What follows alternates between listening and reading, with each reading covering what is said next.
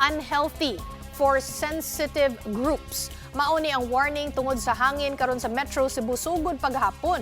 Kung ngano ni atong istoryahan kauban si Dale Israel gikan sa One News Cebu. Dale, kumusta ang haze karon diha? Ngano daw ni nahitabo?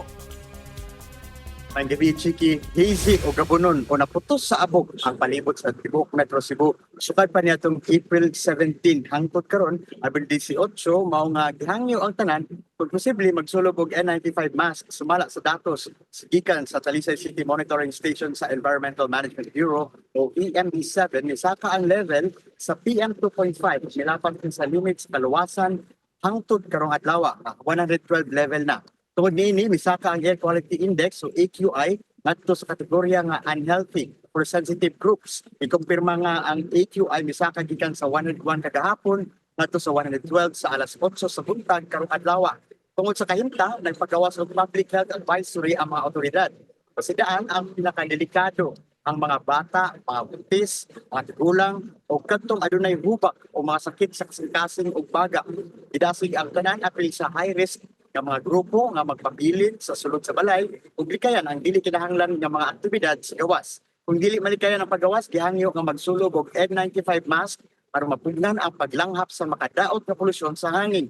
Nakachat nato si Cindelin Pipito sa EMB7 matud niya, itaas ang polusyon sa Metro Cebu tungod sa kainit sa panahon nga mahinungdan nga ang particulate sa hangin ninaog. Kusog-usab ang pagkatag dinhi tungod sa kainit sa temperatura. Wala sila nakita nga laing rason sa kahugaw sa hangin kaya wala man say na-report nga halapad nga sunog o mga apo sa volcano nga padulong diri sa Metro Cebu area. Chiki. Oo, kanang nabalitaan na mo ba nga doon ay sunog diha gahapon, naa pa ba'y update? Wala ba din nakapasamot pagyud sa haze?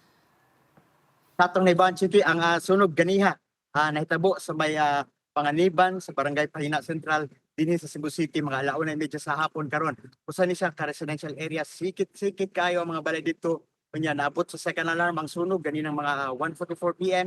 Fire under control siya pagka 2:07 PM unya nadeklara nga fire out pag 2:28 PM. Adunay na pulo ka balay nga naugdaw sa mga sunog sa Pahina Central. Sa gingin ko ganiha, Chiki, niingon ng MB7 nga dili kuno tungod sa mga sunog ang haze tungod kay gamay ra kaayo kini nga makaapekto sa tibok Metro Cebu area.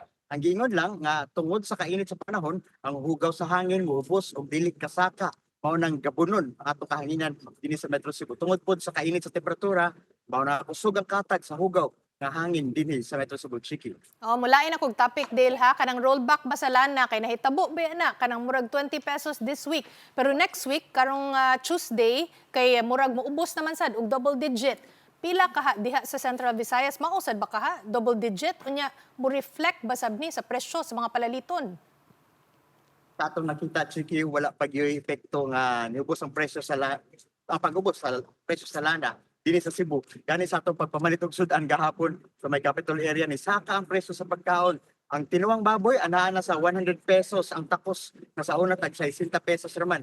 Napod utang Binisaya nga tag 30 pesos na ang takos, imbis tag 20 pesos ra unta sa una. Epekto ni sa nisaka nga inflation sa Region 7 apil na dinhi sa probinsya sa Cebu ug didto sa probinsya sa Bohol. Gikan sa 6.0 inflation sa February, anaa na karon sa 7.4% ang inflation sa region.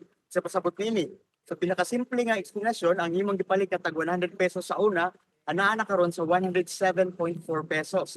Isa ka ang presyo sa mga panaliton dinhi sa Region 7 karong Marso tungod sa taas nga presyo sa lana tungod sa giyera sa Middle East. Matod sa Philippine Statistics Agency o PSA, niabot sa lapas 22 pesos ang saka sa gasoline, niabot pod og 56.7 pesos ang gisaka sa diesel dinhi sa Region 7 sa buwan sa Marso. Ang pagsaka sa inflation dinhi sa Central Visayas gayong nagikan sa pagsaka pod sa presyo sa mga pagkaon and non-alcoholic beverages nga balitya dinhi sa Cebu o sa Bohol. Gani sa food inflation naabot hangtod sa 10.7%. Ang pagsaka niini sa Cebu Province niabot og 9.1% ang inflation. Ang inflation sa Cebu City niabot og 6.8%.